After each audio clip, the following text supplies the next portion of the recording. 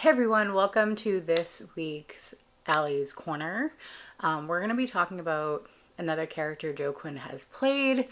This week is Arthur Havisham from Dickensian, which is another great, well-formed character, and how Arthur does communicate, whether it's subtly or very verbose. And we can talk about the mental health, especially during the time period, which is during Charles Dickens' time, because Dickensian is all about the minor characters and even some major characters that are in Charles Dickens' novel. Joe happens to be playing Arthur, who is the brother of Amelia Havisham from the Havisham estate. And then you find out what turmoil is actually happening, right? So if you've seen Dickensian, great. If not, there are going to be spoilers ahead. So make sure you are aware of that if you want to go check it out. It is on BritBox. You can also find it on places like Amazon. So you can watch it and download it. So let's get into Arthur. So Arthur is at the beginning, when we see him, we're seeing him as like a go-get-em. They're attending their father's funeral. So Mr. Havisham has passed and he's talking to the lawyer, and the lawyer suggests, hey, why don't we wait till after the holiday and wait till after to go and like read the will, find out what's going on. Arthur is like, no, very, very assured of himself that he is going to be getting everything. It's like, no, let's go and read it tonight, 5 p.m. Let's do it immediately. I want my stuff. So then they go and read the will. He's very close with his sister at this point. They're in a period of grieving. And he wants everything to kind of be kind of on the up and up. He is also very entitled at this point, right? So we're seeing him wanting everything.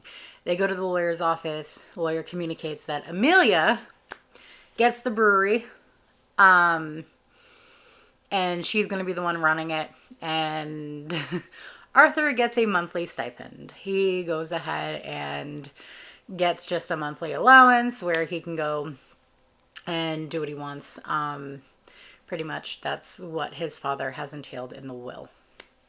And he throws a fit. He absolutely throws a fit. And he's like, that is my money, right? He's like, that's mine. I am the son. That should go to me, not to Amelia. He's like, I should be taking care of Amelia.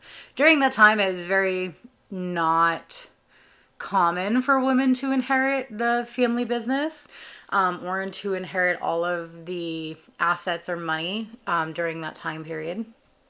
So for Amelia to be getting it, it's a little like out of odds, but his father wanted Amelia to be taken care of, and Arthur, being the man, could find a way to take care of himself. Like, you can read the subtext a little bit. We learn more about Arthur as the story goes along. Joe plays him fabulously, and he's very verbose at the beginning and very like in your face. No, that is mine. I'm going to take it back. And he's kind of starting to alienate from his sister, right? So moves out of the property, moves into a bar, starts drinking a lot. So he's drinking quite heavily, which doesn't help mental health status. Like, when you are self-medicating through grief, because he's lost his father, he's just found out that he's only getting a monthly stipend, and he's not getting what he really is needing. He decides to kind of work with Compasson to try to win Amelia back and get the money. Compasson is a con man, though. Compasson is only in it for himself. He's not in it to get the money back for Arthur. And Arthur kind of learns it a little too late. So we kind of go through the story of where you see Arthur starting to pawn off stuff of value to have money, because he lives extravagantly, right? So this man has had this life of elegance and extravagance, and now he's got to pay rent. He's got to go through and pay this. He's taking loans out to be able to pay. So he's going to, Scrooge or Marley's shop. He's going through to kind of figure out what's happening. He's communicating, but in like kind of a backhanded speak. He doesn't talk to his sister very often. And when he does, it's very like loving and caring, but he ends up fighting with her because he doesn't communicate very well. He is kind of spoiled in the way that he communicates. Like, not gonna, like, we're not gonna sugarcoat it. He's very spoiled. He felt that he was entitled to that money and that he should have gotten that money. He doesn't feel that he should not have gotten that money. Like, he feels that he should have gotten that money and it should have been him and not Amelia that has gotten it. He should be the one that's in charge because he is the man of the house. But he's hiding. In that time period, he's hiding. He's a gay man. He's canonically gay and he's a gay man living in society, and he's hiding that part of himself. So when he starts working with Compasson and they start talking to each other, Compasson's like, I need this money and I need this money. Compasson is married, has a wife, has a kid, and is trying to woo Amelia into marrying him. And it works because Amelia is like, well, he's so sweet, he's so genuine, and like she's got her guard up, but not as like heavily, and doesn't realize that her brother is involved. So with all of that going down, right? You see Arthur start drinking a lot more heavily. His mental health is deteriorating, and Compasson, when he starts to try to pull away from Compasson and try to stop what's happening, because he's like, no, it's not worth it in the end. You can see Compasson is like, no, we're not gonna do that. Compasson addresses him in the mirror because Arthur's looking in the mirror at this point and says, your father found out, didn't he? Because Compasson knows. So he's like, our father found out, didn't he? And they hint at Arthur being gay. And Arthur starts crying. And you see him start slowly breaking down, where you see him wanting to drink more. And he's more, when he gets drunk, he's very verbose and very like, I'm Arthur, right? Like, I'm Arthur Havisham and I'm going to get what I want.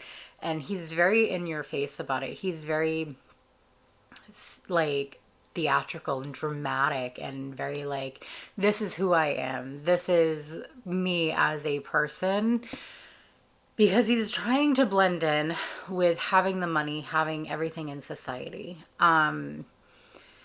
He didn't realize that, or didn't want to accept the fact that his father was a made man, right? So his father worked for his wealth and worked for what he had. He gave Arthur enough to live on every month to survive. And if he wanted to start a business, he could have. He could have made his own money. He wanted Arthur to follow in his footsteps because he saw a lot of himself in his son. And even their lawyer brings it up at one point. Your father wanted you to be a man just like him and see yourself as a made man. But because Arthur grew up very close with his sister and very much in the like loving brother and sister role, he did not realize that that's what was happening. He thought because his mom was the cook and wasn't his father's wife, that he was kind of smited upon. So he has this like complex already.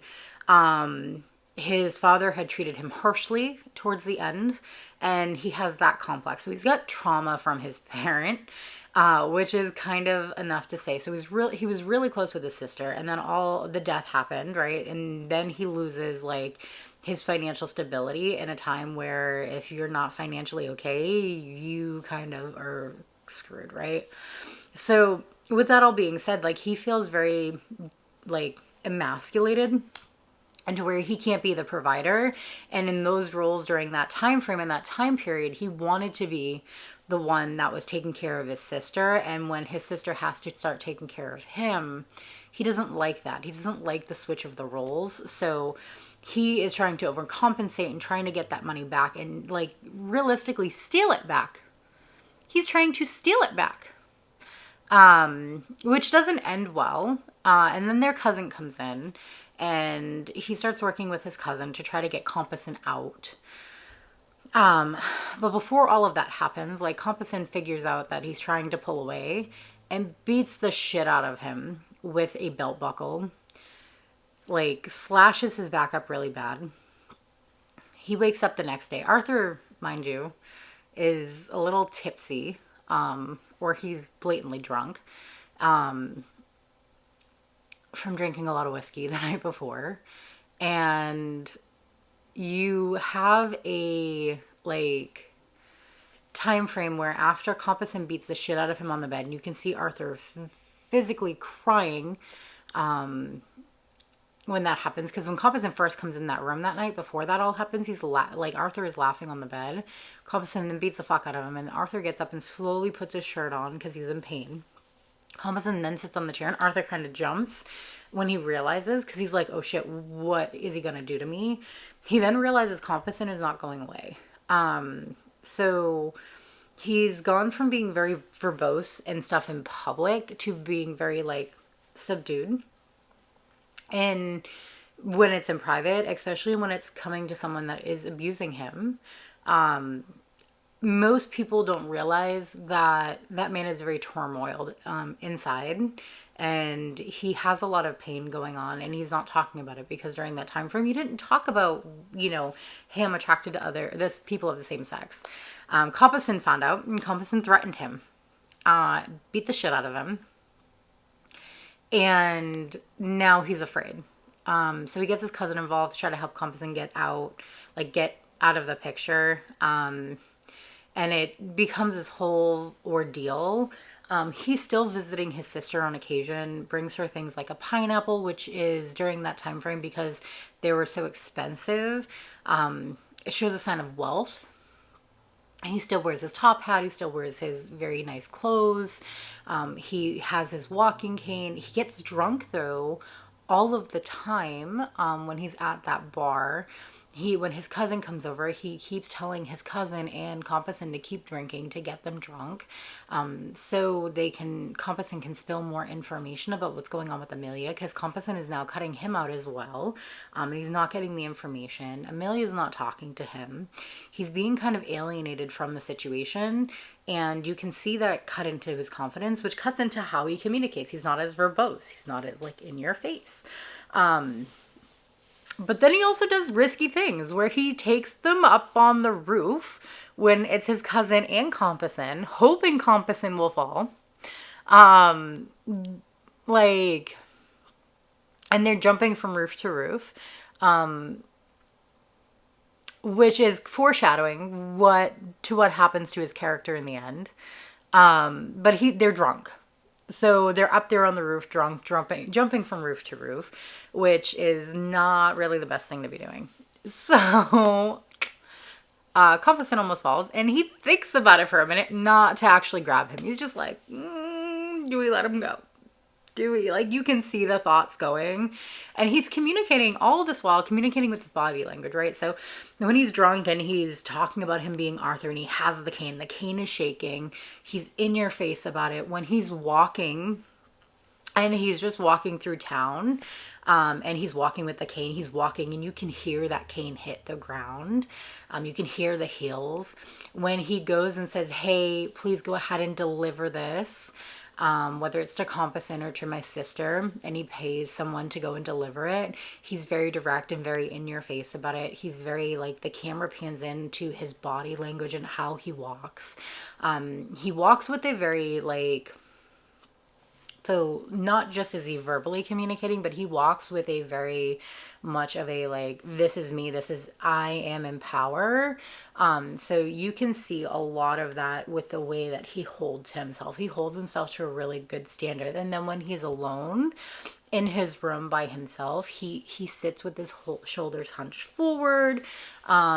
He's very withdrawn into himself. He's very like, you can see the more relaxed version of him, but he's very much internalized a lot, and you can see that this man has some sort of mental health stuff happening.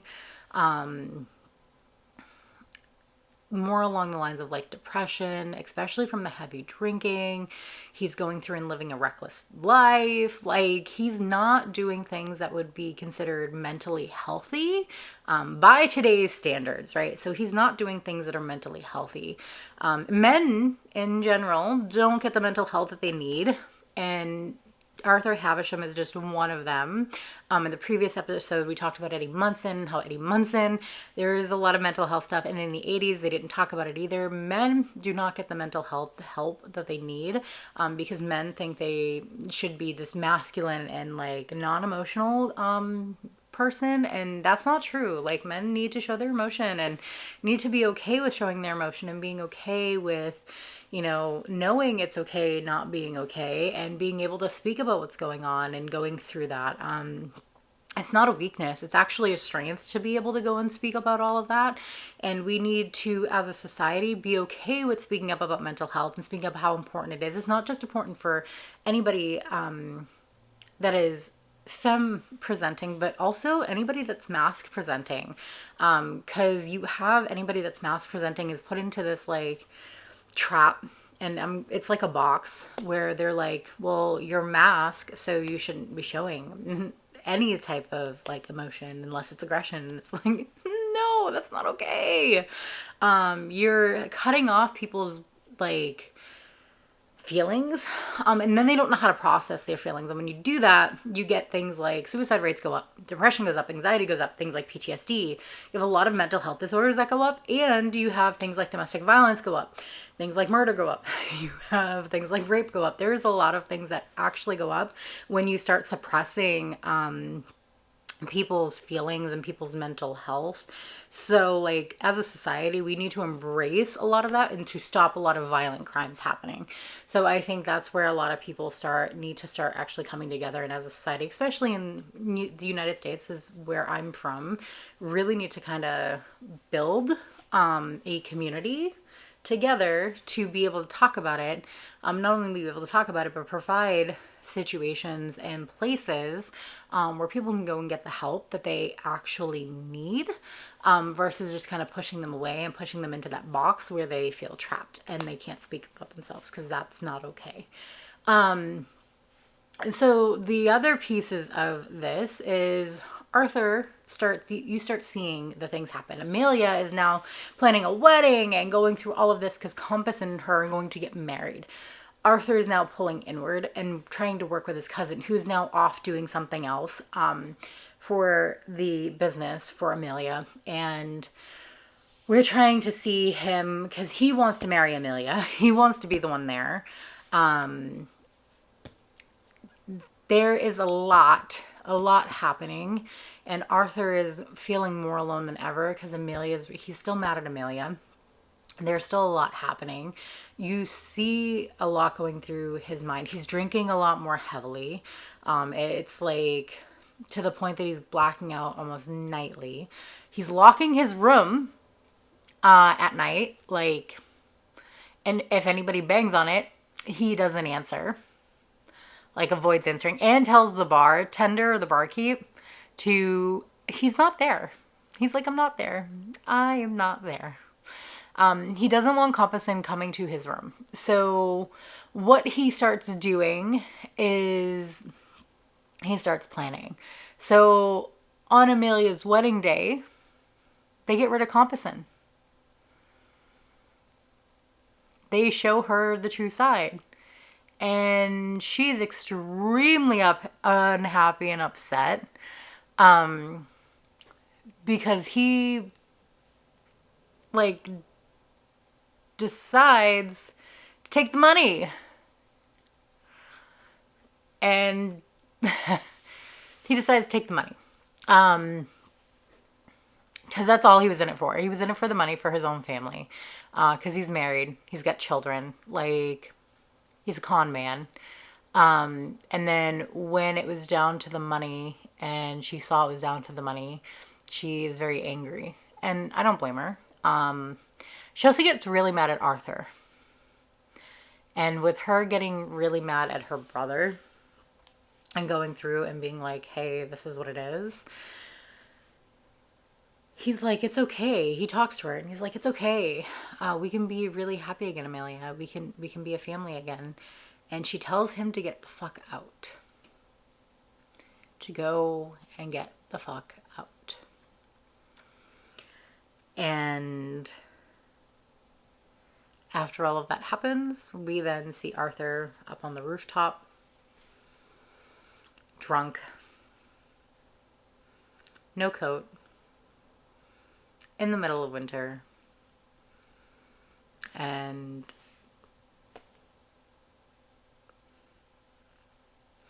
he doesn't make it. And then it leads into the book for Great Expectations, right? So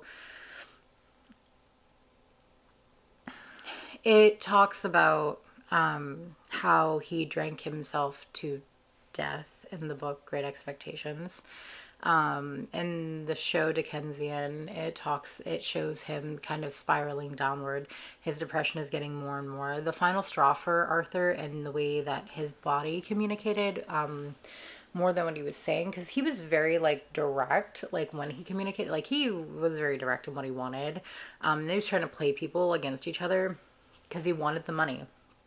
Arthur realistically just wanted the money. He didn't care about his family. He didn't care about what happened to people. He just wanted the money. And I think it shows the selfishness that he had as a character. He's kind of an asshole. Joe played him amazingly, but he's an asshole. He's an alcoholic. He's dealing with grief. He's dealing with hiding who he is as a gay man. In England, United Kingdom, during that time frame, like around London. He's dealing with not being able to be the provider. He's got to provide for himself, and he doesn't like that. He has vices that he doesn't like. He also had the friend that he would sneak into the house, that his father found out, was sent away. And I think that was the other piece of it, is like he wasn't allowed to live his life as his authentic self, so he felt very trapped and very harbored. So he didn't know how to deal with all of those feelings and do all of those things together. So when you have stuff like that happening, you're going to have a lot of resentment, and you're going to have a lot of way that they communicate in a hidden way. And he does that very well. As a character, and he communicates very well in that way. The other piece of that is the mental health piece, right? So he's not communicating any of his needs. And we're not talking needs like housing, food, water, any of that stuff. We're talking his need for love and affection, his need for being his authentic self, because during that time, it could have gotten you hurt.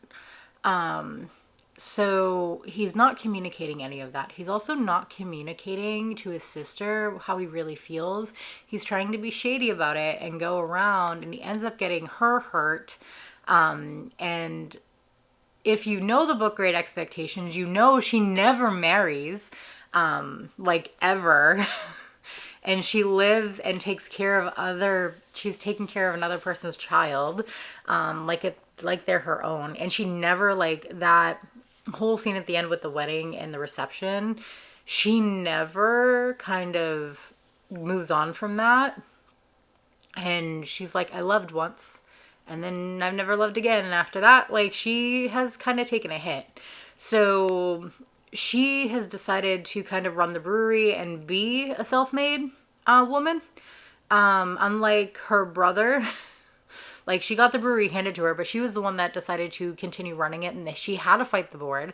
Arthur kind of gave in and gave into his addictions and gave into his vices because his mental health was shit. He didn't have the help that he needed. He didn't have his family support. He didn't feel like he could talk to Amelia about it, even though they were really close. Like, he just didn't feel like he could talk to her about it, and I think that is his really big hindrance as a character. And I think that is something we need to look into. Joe's acting skills are amazing. He can go from playing a metalhead in one series to playing this period piece in Dickensian perfectly and amazingly, and it's so beautiful. He played Arthur in around 2015, and he's very articulate and very commanding the way that he presents his body, and presents the way that he acts and the way that he goes into these roles. So he knows the way that he wants these characters to communicate and the roles that he wants to play, and it just says a lot of great things about Joseph, as an actor and as someone that goes in. I would love to know more about his process on how he takes on these characters and how he gets into these roles. I think that's something that would be lovely to kind of see and know more about, once like he can start talking about it again. I also would love to know more about, I know he also writes a little bit, so I'd love to know more about his writing process, and what he does for that aspect. But he's such a great and amazing talent that he just kind of swivels into these characters and gives them their own communication style and like makes them their own fleshed out person, which is amazing to see. So yeah, Arthur Havisham doesn't communicate the way that he needs to, and he hides a lot, but he's very like in public verbose about the way he communicates and very in your face. In private, he keeps everything internal, and it hurts him in the end because he ends up not surviving.